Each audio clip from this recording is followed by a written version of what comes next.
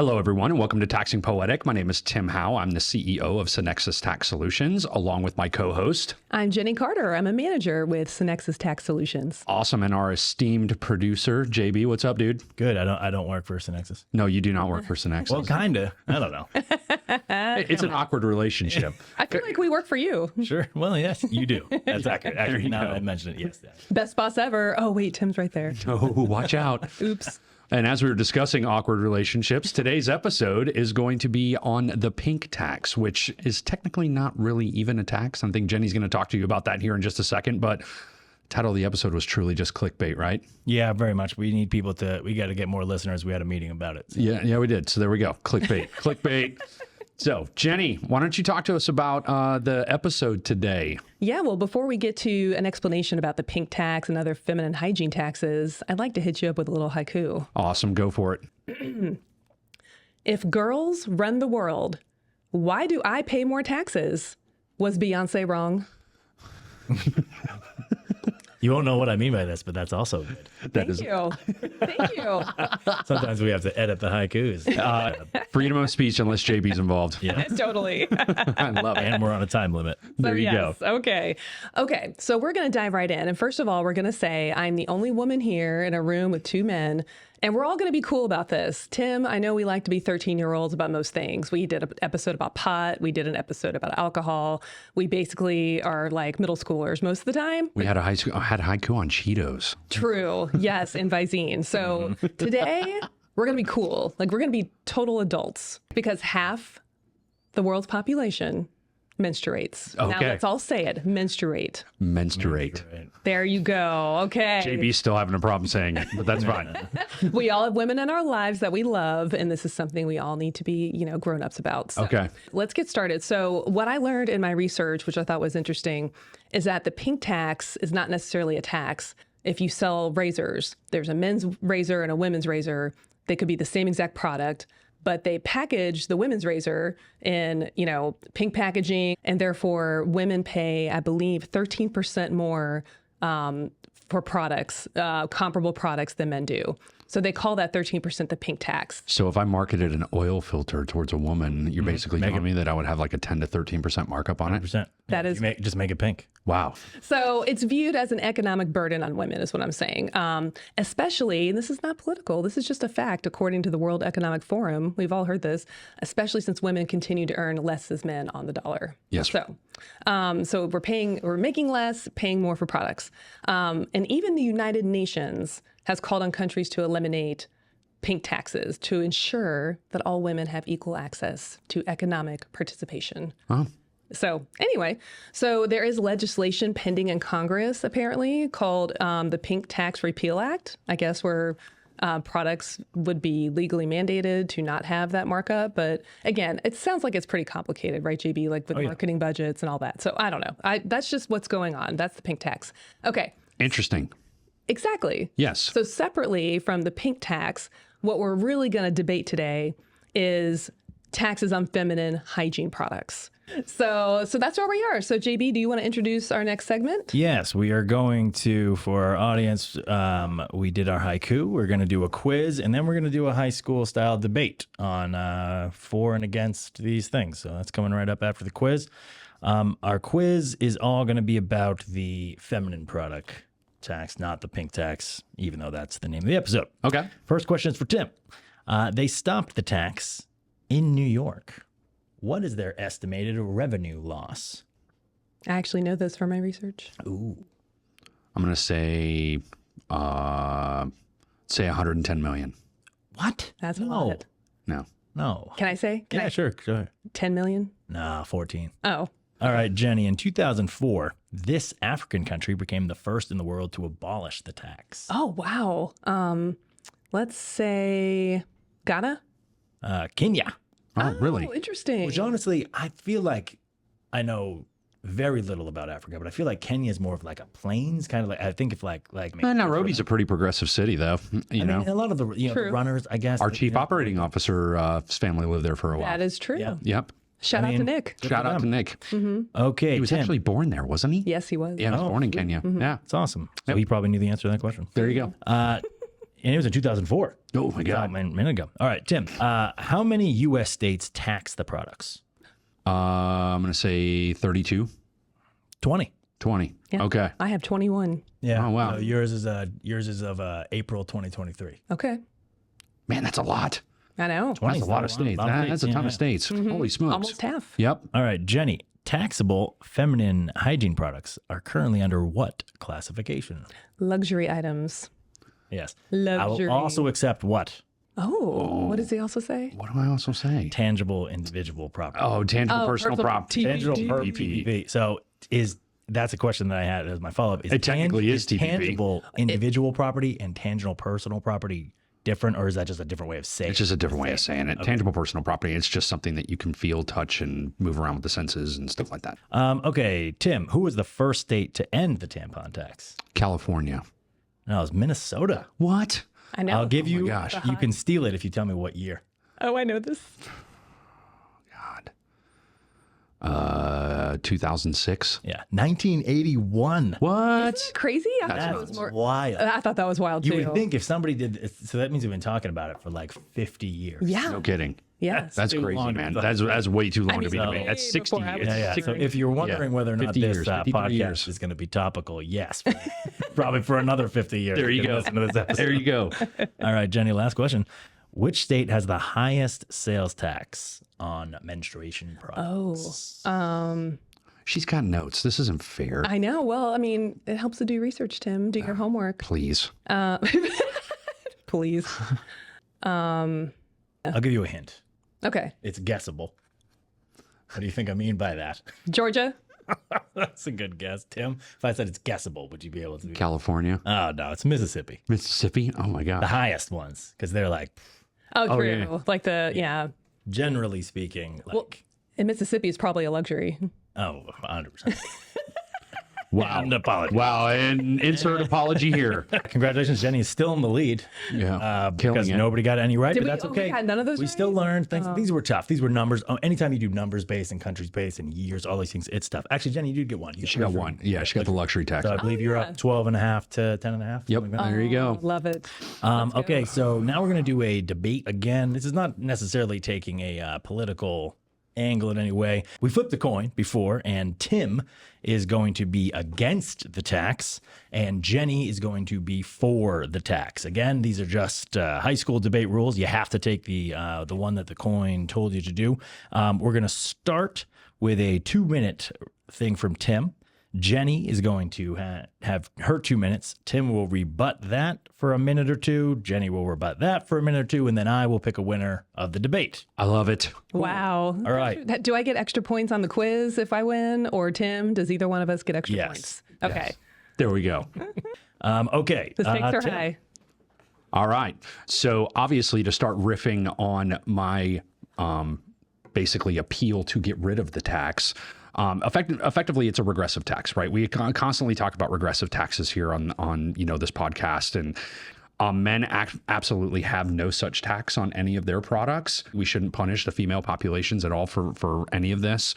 It's really not that much revenue, as JB just explained during our quiz segment. With New York removing theirs, looking at about $14 million loss in revenue, that's not really going to move the needle too much in any given state. And in all honesty, the main argument here is that it's basically on classification of these items. These items should be classified as a basic necessity. It's something that, a female needs, on a monthly basis. There's no such tax on food on a grocery store or medicine from a pharmacy. Most items outside of this classification are deemed highly desirable with cultural society, but not a necessity to live. And we can honestly prove both medically that this is extremely important, and it's also from a comfort and a safety standpoint for females. And, another thing is that, roughly a quarter of teens and a third of adults report having trouble affording menstrual products, right, in a 2023 survey that was conducted. And this issue is more pronounced among, Black and Latino people compared to white people. So, again, we're looking at this regressive tax, and you're, basically creating a punitive penalty to, different income and different race-based classes on an item that should be readily available and equalized across for everyone. Okay, Jenny, you ready to start the clock? I'm ready. Okay, go. I got some of this information from our friends at the Tax Foundation, which I thought was really fascinating.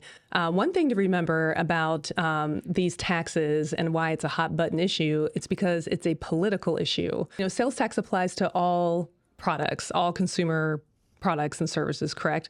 Whether it's a necessity or luxury. We still pay taxes on groceries, although it might still be a lower rate, like we discussed earlier in the quiz. We pay higher taxes for things like toys, electronics. So I think there is a space to say, sure, let's not pay luxury tax on tampons since we consider it a necessity. I think we can all agree on that, whether on either side of this high school debate here. But let's also maybe discuss just taxing it, at a lower rate. Really, the grander and broader issue is just the continuing trend of shrinking state sales tax bases, which we've covered a lot on this podcast. We're losing revenue. So collectively, 14 million might not seem a lot in New York, but in California, it's close to 20 million. And I mean, it adds up. I know it seems like a sliver, but it's still lost revenue. And at the end of the day, if the revenue is lost, we got to make up for it somewhere else. So we're going to just pay additional taxes somewhere else in your property or your income. And that's where I'm going to stop my debate right here. All right. Okay. Tim, rebuttals.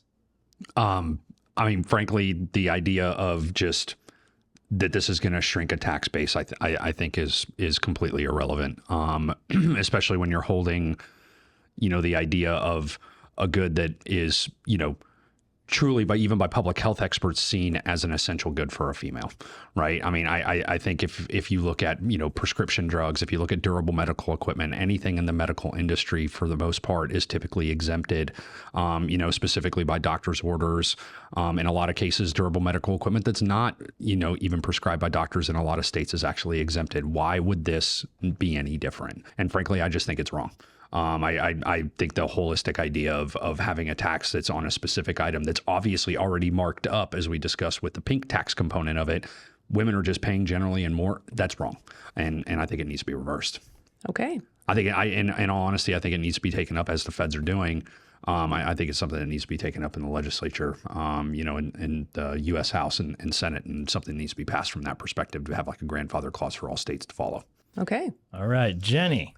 It just does start snowballing when we start, exempting products from tax based on, political pressure. Where does it stop? And it seems like incrementally, it could add up to larger losses in revenue as we keep exempting further and further, making our tax base smaller and smaller. So maybe just this tax wouldn't make a huge difference in a state's budget, but then you combine it with, any other product that comes under political fire, and then we exempt that. As our friends at the Tax Foundation would say, it violates sound tax policy because, again, we're just paying for it somewhere else down the line with our state taxes. And I think what Jenny's trying to argue is uniformity.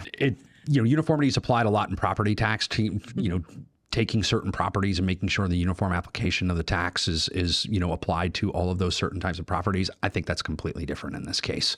I think that there can be certain buckets of items, and we see that with groceries and with prepared food and with carbonated beverages and artificially sweetened beverages. Certain states have passed sin taxes. Let's look at alcohol, right? How long do we have to talk about alcohol? We've had an entire episode, and that the alcohol is taxed at such an excessively high rate. Cigarettes are taxed at a higher rate. Gas is taxed at a different rate, right? For a number of different public, works products and other things that are projects, excuse me. I frankly think taking this specific bucket and causing it and focusing on it is not going to be that big of a dent in revenue. Okay. Nice. Yeah. Well, Okay. JB, what do you think? Now that you've heard both sides of the debate, I know you're going to pick a winner, but what are your just general thoughts before you pick a winner? General thoughts, it makes sense not to have the tax. It isn't that, Tim's right, it's not that much revenue. Who cares on the thing? It seems to be, it's an easy win for politicians, you know what I mean? Which is always hard to come by. It's like, look, man, just get rid of this. I do see Jenny's point on that if it, it's this, and then, the government says I shouldn't smoke, and I had to buy nicotine patches, and so don't tax those anymore because I need that to quit smoking. Where's the medical line? Where's that, the slippery slope kind of aspect? But in my personal opinion, is that worry about the slope when you get to the slope. Like you don't not do one thing because you're worried about what it might do. Well, and Jenny even pointed out in some research that she provided to me, chapstick, dandruff shampoo, and Viagra. They actually are 3 of thousands of health and personal care products that are exempt from sales tax, right? They're literally already doing it. They're already doing it. Just add. Yeah, I mean, come on, man. Like, Well, as all debate formats are, Tim talked the most, so he won. oh yeah. He rebutted your rebuttal, which wasn't in our thing. But here's the thing: this is why people do this if you're ever wondering when you're watching two political adversaries debate and they keep talking out of turn, this is why, because that's how you win. So It's how congratulations. James Carville won for years, Raging Cajun himself. Tim did win. It was close. It was 5-4. There you go. Tim, I think you did a great job. It's also very difficult to beat Tim in any debate. So. Sure, he's a very good debate. I mean, I know. that's one of the things. It was always going to be an uphill battle. It's hard. You did great. It's hard to lose a debate when you're never wrong.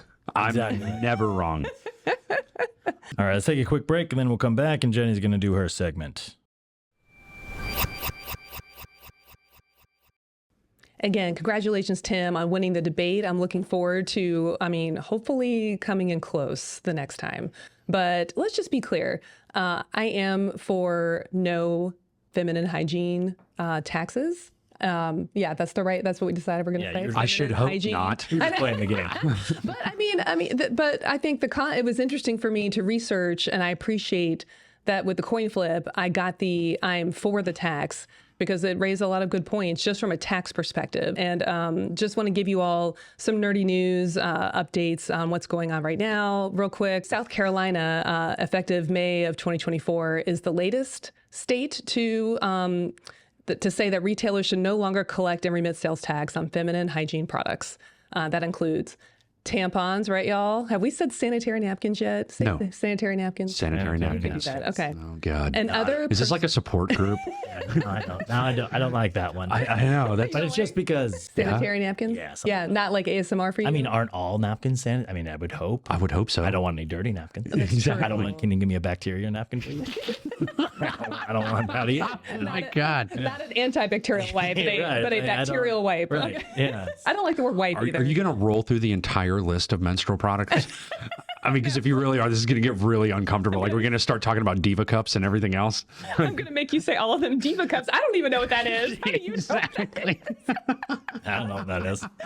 Let's just also say, Tim, I know we're not getting political, but this has kind of been a bipartisan issue, which isn't very common, as we know. I think we can Reaching say that across the safely. aisle. Yes. It's Exactly. good stuff. And, I like it. So a lot of these bills are Republican and Democrat sponsored across the board. So I love seeing that. As it should be. So that's where we are. So there's 24 states and District of Columbia that exempt menstrual hygiene products. And I'm imagining over the next year or two, we're going to see even more. So we'll have to touch base and see. From the ignorant male perspective, I would like to say that this episode was awesome because I've learned a ton. So thank you, Jenny. You're welcome. What are a couple of those words again? Menstrual, feminine napkin, feminine hygiene product, tampon. I'm really proud of you guys. Good job today. You did a great job, and only a couple apologies in Mississippi and just the sensitive ears of everybody. But we do not apologize because we should not be sensitive. That's right. No Me and Tim sensitivity. said something. Oh, I'm that I sure was you did. like- I can't remember what it was. That was like my virgin ears. And so I wrote it down. I'm sure you'll get it on the playback, man, and you'll be able to cut it. Yeah, we'll go back and listen to this. Like, oh yeah, Oh, yeah. I remember now. Congratulations.